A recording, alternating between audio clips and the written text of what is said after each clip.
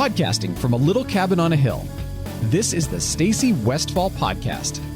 Stacy's goal is simple: to teach you to understand why horses do what they do, as well as the action steps for creating clear, confident communication with your horses. Hi, I'm Stacy Westfall, and I'm here to teach you how to understand, enjoy, and successfully train your own horses. During this season of the podcast, I'm focusing on the rider's body. In today's episode, I'm discussing the need to separate strength versus muscle memory. Plus, at the end, I'm going to give you my time-saving tip for finding time to work out. Have you ever noticed that naturally more athletic people find it easier to jump from sport to sport or activity to activity? I have, and it's particularly close to me because I am not naturally an athletic person, and my husband is. And for me, I can define that as when I was learning to water ski, I crashed a lot and pretty much was like, yeah, this isn't worth it. And downhill ski, same thing. And motorcycles, yeah, no. A couple big crashes and I was out. Skateboarding, I never even tried. And a few summers ago, we were up in Maine, which is where I'm from, and my cousin was doing some paddle boarding where you stand up on this board on the water and you paddle yourself around standing up. And she came paddling over to the dock where we were standing, and she said, "You want to give it a try, anyone?" And I was sitting there, my husband was sitting there, and one of my sons was sitting there. And Jessie says, "Sure." And she says to me, my cousin does, "Get out your video camera. Everybody always crashes the first time they do this." Jessie steps from the dock onto the board, paddles around like a pro, comes back, steps off without getting wet. And she said, "I've never seen that before." My son does the same thing. Steps over, steps on, paddles around, comes back, steps off, never gets wet. They say, "Do you want to do it?" And I said, "No." I'm the one that would end up on the YouTube video of all these epic crashes that would happen with me. And that would be me just stepping from the dock over onto it. Not naturally gifted like they are to just step into things. And what that has meant to me in my riding is that I have put in a lot of hours for this to look natural. It's not something that just came natural to me in the kind of way that other people who are more naturally athletic can just cross from sport to sport. I never had that. The interesting thing that I've noticed, because I wasn't gifted and didn't put in the effort, key there, didn't put in the effort to become better at some of these things. I kind of tried water skiing and went, yeah, that hurts too much. Tried downhill skiing and went, yeah, that hurts too much. Obviously, my passion for horses must have been the thing that kept me going, because there's been times that, heck yeah, I fell off so many times when I was a child that if I'd done the same giving up easy thing, I wouldn't be the rider I am today. But the problem with not being an athlete more across the board for me has been that I don't have a lot of other areas where I practice being stronger, being more balanced, or even just hand-eye coordination and the different things that would come from learning to downhill ski and learning to do other physical challenges. And I see the fact that the challenge becomes, how do we become a stronger rider? Because at the end of the day, when I look at a rider that really stands out, I see a rider that is strong and flexible and has muscle memory. The strength and flexibility is separate from the muscle memory. And I'm going to talk more about muscle memory in next week's episode. But right now, I'd like you to focus on the idea of being stronger and more flexible. I thought it was really interesting last year when I went to Kentucky and watched a dressage clinic, and Charlotte Dujardin was the woman who was teaching it, and I found it really fascinating that she told a little story about learning to sit the big giant trot that the horses were doing. And her coach actually told her, You will not be able to sit this trot. And what was interesting about it, and I'm condensing the story, what was interesting about it was she said it actually, after hearing it over and over again, she got angry enough or motivated enough to go ahead and hire a personal coach, because what she was lacking was the strength to be able to ride such a powerful maneuver. And I thought that was so interesting in the fact that her coach was telling her, this is just not possible for you the way that you are right now. And that she took that motivation, she took that feedback, and she went and did something about it. And she physically works out. I've found some videos online where she's actually with her exercise coach. And you can actually hear her talk about the strength it took to ride such powerful maneuvers. And for me, I've definitely felt that over the years, because when I'm a stronger rider, then things are easier for my horse. I can feel that in several ways. I can feel that when I'm a stronger rider, if I'm riding a colt, I can be better balanced when they're not balanced. So instead of them being out of balance and then me compounding that by also not being in proper balance, I'm able to actually stay out of the way. Same thing when the horse is developing in bigger maneuvers. So for example, when I'm teaching a horse a sliding stop or a lead change, they're having to change their balance. And although something like a lead change might be natural in the pasture, that is not a natural move with a rider on the back cued at a specific spot. And then if you combine the idea that the rider is out of sync or out of balance or getting in the horse's way, then you're going to have an even harder time. Basically, when you're stronger and more coordinated, you have more options on how to use your body and you ride smoother, and your horse will thank you for it. Over the years, I've tried experimenting with different things. Really early on, when I was in my teens and 20s and even my early 30s, I didn't see the need for focusing on becoming a stronger, more athletic rider, because basically I had youth and natural flexibility on my side. As I've aged, as I had 3 kids, as life happened, I started to notice that things were changing and began experimenting with some different ways that I might be able to improve things. Because one time I've also referenced that a massage therapist mentioned, you're not in your 20s anymore. And it kind of clued me into the idea that I needed to be a little more proactive. Some of the things that I've done over the years, okay, the first one that I really tried for experimenting with improving balance was a unicycle. Yes, if you're laughing right now, this is the appropriate response. A unicycle, especially if you remember my earlier list of things I was not naturally good at, the unicycle was not a good idea. FYI, if you decide to go on Amazon and buy a unicycle, the bigger the wheel, the easier it is, which I did not know until after I had my relatively small-wheeled unicycle. And if you want the rest of the story, I actually was trying to balance on it in the house while eating dinner at the table. My children were little. There were lots of good laughs and some scares. I ended up giving that up because I was going to break something in the house, and I'm not that committed to being hurt, so I didn't want to try using it outside. I did, however, start eating dinner sitting on the blue equine activity ball. It looks a lot like an exercise ball that you can use with the horses. It's just a heavier rubber plastic that lasts longer with the horses being horses with it. But it's the perfect size for my height that I can actually sit on it and pick my feet up off the ground. And I found some really interesting things with doing that.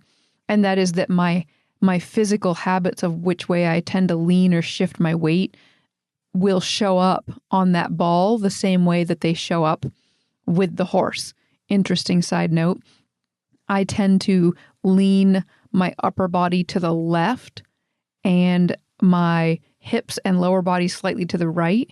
And I know why I do it, because I grew up riding horses that tended to rear and didn't know how to fix that. And I was getting ready to bail off the horses. So one of my hardwired responses was being able to take my upper body to the left and counterbalance that with my hips slightly to the right and getting ready to fling my leg off and basically bail off from problem horses. But I know this because I can feel it in my body when I sit on the ball and I think, why am I always shifting this direction? And I can feel a similarity to what I remember growing up doing on horses. Yoga is something that I can't say enough good things about. Years ago, I ended up with a yoga DVD, and I will link to it in the show notes. And it's got 5 20-minute yoga sessions. They're roughly 20 minutes each. And it runs through different, like, forward bends, back bends, hip openers. It runs through different things. And if there were one thing that I were going to do every day or every other day, my first up would be yoga. In the last year, I have finally found exercise to be something that I'm working in more and more consistently. And for me, that means, although I picked up yoga many years ago, I have started working in more specific strength training and some running. And I definitely think this is something that you have to evaluate yourself and personally or with a physician. I know that for myself, I started doing the Couch to 5K when I used to live at my former home, which we sold in 2014. But I was really easy on myself. And the Couch to 5K is an app you can get on your phone. And it basically coaches you on a 3-day-a-week walk, run type program. And I used that quite a bit, but I never forced myself to go all the way straight through it. When I felt myself getting sore, I would back off and I would stick around that area. I would work it into my life. In this last year, I've been much more intentional because it dawned on me that since I've never really been intentional about strength training and really building up my body, although I'm 44, I could potentially get stronger for the next 10 years. Even though this 10-year period is a period when people don't tend to be getting stronger, I'm almost looking at it like an advantage that I've avoided exercise up to this point because I could theoretically get stronger every year from here on out if I focus, just because of my lack before. So for me, I've been experimenting with a routine where I rotate yoga and strength training and running, and it's amazing what you can do in 30 minutes a day. The tip that I'm going to give you on how to fit it in, I'm going to hold on just a little bit longer to the end, but I do have a time-saving tip that also is, for me, motivating. If you're not quite sold yet, or if you're on the fence, a few things to think about is that when you're riding your horse, even if you're going for a simple trail ride, if you're not fit, you're going to be affected differently and you're going to have a different effect on your horse. A really interesting thing that happens to me, although finally in this last year, I would say I'm starting to level it out more, is that I grew up trail riding with really bad habits. 2 things. One, the good habit that I had from trail riding when I was younger was I mostly did it bareback. So by riding bareback and trail riding, I was forced to be an active rider. But if and when I rode trails when I was younger with a saddle, I was what I'm going to label a lazy rider. So I just sat there like a lump on a log. And what was always really interesting was I didn't do a ton of it because even when I was a kid, I would say that it bothered my knees. Now, the interesting thing is I went to college, to an equine college, and then I became a professional trainer. And over, let's just say, a 10-year period, I did my majority of my riding in arenas with occasional trail riding. When I would trail ride, it always interested me that 30 minutes in, my knees would start hurting. And I made the connection that my bad habits of being an inactive rider when I was trail riding were coming back into my body. And when they came back into my body and I just kind of sat like a lump and I wasn't an active rider, then my knees would hurt. And I never made that connection when I was younger because I didn't know the difference between being an active rider and a more passive lump on the horse. But what I did know when I was younger was that if I rode bareback, then that didn't hurt, but bareback would automatically shift me into being a more active rider. Now, jumping into what I see a lot of times is I very often see riders who don't realize they're being held back by their weakness. So sometimes when I'm watching a rider, there is an amazing amount of strength that's needed in coordinating your hands, your arms, your legs. And when you're doing something like a lead change and you're needing to have that strength in your core and you're needing to have that coordination to move your legs one forward and one back, but keep it steady while the horse is in motion and keeping your hands steady like you're holding an egg and spoon type of a motion, that's a lot of strength and flexibility. When I had some young girls working for me, some young ladies years ago, they would be learning how to move horses' hips, and frequently they would get these cramps in the back of their thighs. And I'd say, yep, now you're getting to the right position. And it was just because they weren't used to moving their legs in that way. And then this is an interesting thought. I also think that even if you ride a lot, so if you're a pro or you've been watching pros, what's really interesting, when I was a pro and I was riding 8 or 10 horses a day, the thing that I also discovered that explains these cramps and stuff that these riders were getting is a strong and flexible rider often should train outside of riding because riding doesn't work the opposing muscles. So if you're working a set of muscles that you do when you ride, there are opposing muscles that if you're not doing some other kind of workout, you're strengthening one set of muscles that's giving a tug of war onto something else. This is something I ran into the year, especially that I was doing the bareback bridleless with Roxy. I ended up going to the chiropractor really frequently, and they were trying to help me out, but they were like, you're not really out of place. And that was the year when the massage therapist really helped me when I finally found somebody. It was actually at the end of that year. It wasn't during it. I wish it had been. But what they found was the one finally said, okay, here's what's happening.